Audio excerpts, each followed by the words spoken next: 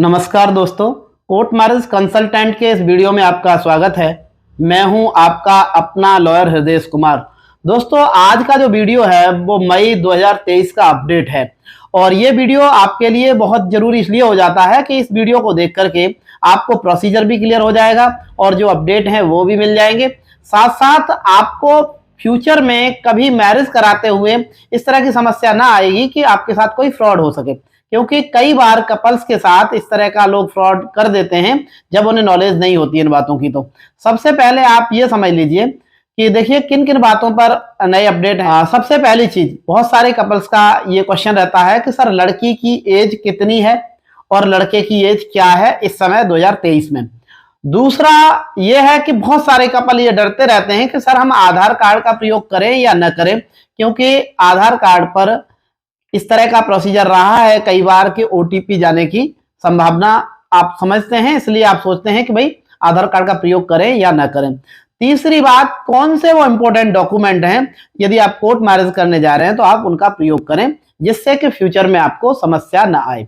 तो सबसे पहले तो हम बात करते हैं कि इस समय वर्तमान में क्या एज है।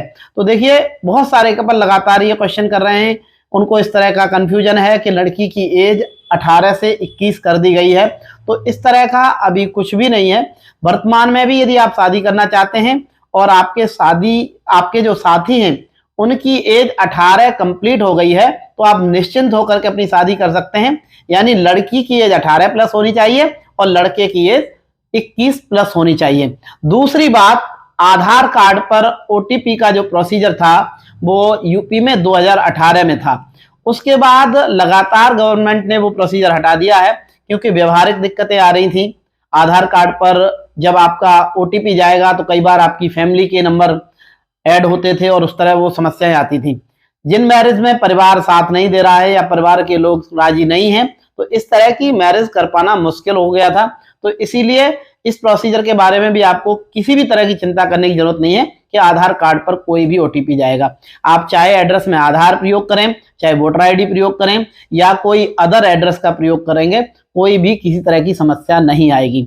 तीसरी बात हम करने जा रहे थे कि कौन से वो डॉक्यूमेंट हैं जिनका प्रयोग मैरिज में करना चाहिए। कई बार मैंने ये देखा है कि कपल्स के पास 10th क्लास की मार्कशीट होती है, उसके बावजूद भी आप आधार कार्ड लेकर के घर से निकल जाते हैं और घर छोड़ देते हैं। उसके बाद आपको यह समस्या आती है कि आप उस मार्कशीट को नहीं ला पाते हैं।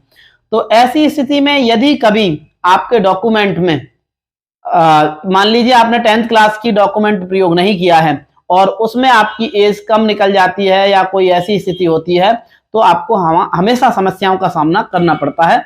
इसलिए आप हमेशा अपने स्कूल के जो डॉक्यूमेंट हैं, चाहे वो किसी भी क्लास की मार्कशीट है, उसका रिकॉर्ड जरूर चेक करें। जो भी आपके लीगल एडवाइजर हैं या आप जिनके टच में हैं उनको वो डॉक्यूमेंट आप भेजें जिससे कि वो वेरीफाई कर सकें। दूसरा, यानी आपको एक एड्रेस का प्रूफ और एक एज का प्रूफ, इस तरह के दो डॉक्यूमेंट भी यदि आपके पास हैं तो एज, एड्रेस, आईडी, तीनों रिक्वायरमेंट उससे फिल हो जाती हैं और आप इजीली मैरिज कर सकते हैं। दोस्तों, अब यहाँ पर यह समझना भी बहुत जरूरी है कि मैं देखता हूं हमें आप कई बार सर्टिफिकेट भेजते हैं।